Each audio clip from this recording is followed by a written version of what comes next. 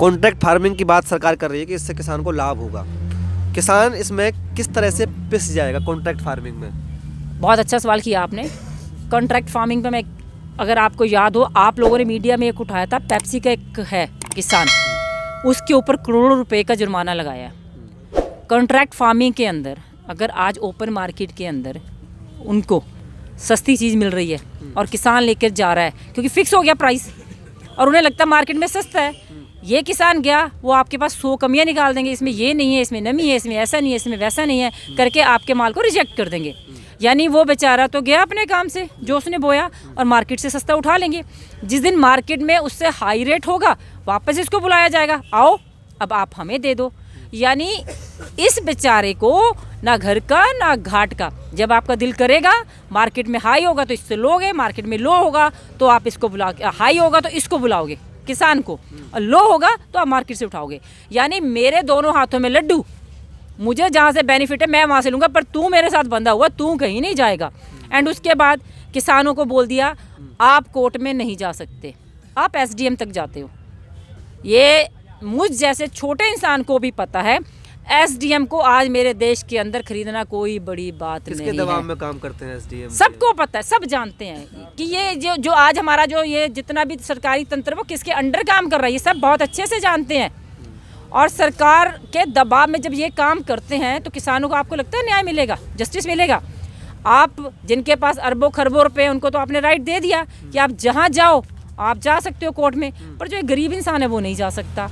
इनसे आप करोड़ों रुपए वसूल सकते हो, पराली जलाने पे आप पे तो लाखों का जुर्माना है, पर अगर आपका नुकसान हो गया तो जो सरकार है वो आपको मुआवजे के तौर पे एक छोटा सा अमाउंट दे देगी। यानी जो रईस है आप उसको और रईस बनाओ, और जो गरीब है उसको आप और गरीब करो। ये इस प्रेजेंट सरकार का यही एक एजेंडा है। जी, मैं सरदार जी हमारे साथ हैं। कॉन्ट्रैक्ट फार्मिंग पर एक बहुत अनपढ़ से किसान से हमारी एक बात हुई थी लगभग 1-1.5 महीने पहले। हमने उनसे कहा था कि जब आपको कोई भी कंपनी एक बहुत बढ़िया रेट पर आपके साथ कॉन्ट्रैक्ट कर रही है अगले 5 साल के लिए, तो आपको क्या तकलीफ़ है? तो उन्होंने मुझे एक बहुत पते की बात बताई। उन्होंने कहा था कॉन्ट्रैक्ट तो हम कर लेंगे और लिखित में कर लेंगे, लेकिन जो कंपनी हमसे महंगे रेट में कॉन्ट्रैक्ट करेगी हमारी फसल के लिए, पहले तो वो बीज अपना बताएगी, बिल्कुल है ना? बीज के बाद उस बीज में दवाई कौन सी डालनी है वो भी वही बताएगी, ऐसा ही है। उसमें कब कितना पानी लगना है, कब क्या होना है वो भी वही बताएगी, कितनी मात्रा वो खरीदेगी वो भी वही बताएगी, कौन सा क्वालिटी स्टैंडर्ड है वो भी वही बताएगी। मैंने कहा वो तो बताएगी पैसे दे रही है तो उसमें कमी कहाँ है? तो उन्होंने कहा कमी ये है, हमें बीज भी उसी से खरीदना है, हमें दवाई भी उसी से खरीदनी है, हमें माल भी उसी को बेचना है और उसी के रेट में बेच देंगे, लेकिन जो कॉस्ट ऑफ प्रोडक्शन है वो इतनी हाई हो जाएगी कि हमें उसके रेट पर बेचने पे भी एंड में नुकसान हो जाएगा। तो क्या ये बात उसकी सही थी? क्या आपको इसमें उसकी सच्चाई लगी? हम आदमी की बात बिल्कुल उसकी सच्चाई है। उसमें ये भी होता है, अगर जैसे हमने आलू बीजा, आलू बीजने के बाद में वो हमारे से जब आलू लेते हैं, अगर मार्केट के अंदर जैसे उसका रेट कम हो गया कहीं का, तो वो हमारे से वो माल नहीं खरीदेंगे। क्या करेंगे? बोलेंगे ये तुम्हारा आलू छोटा हो गया, हम तो ये नहीं लेते अब। और उस टाइम मार्केट के अंदर क्या होगा, वो किसान कहीं और बेच नहीं सकता। अगर वो उस आलू को कहीं और बेचेगा तो उस पर वो जुर्माना ठोक देंगे। वो जुर्माना इसलिए ठोक देंगे कि क्योंकि हमने आपसे कॉन्ट्रैक्ट करा हुआ है, तो कॉन्ट्रैक्ट करने के बाद में वो हम लोग किसी को वो माल बेच नहीं सकते।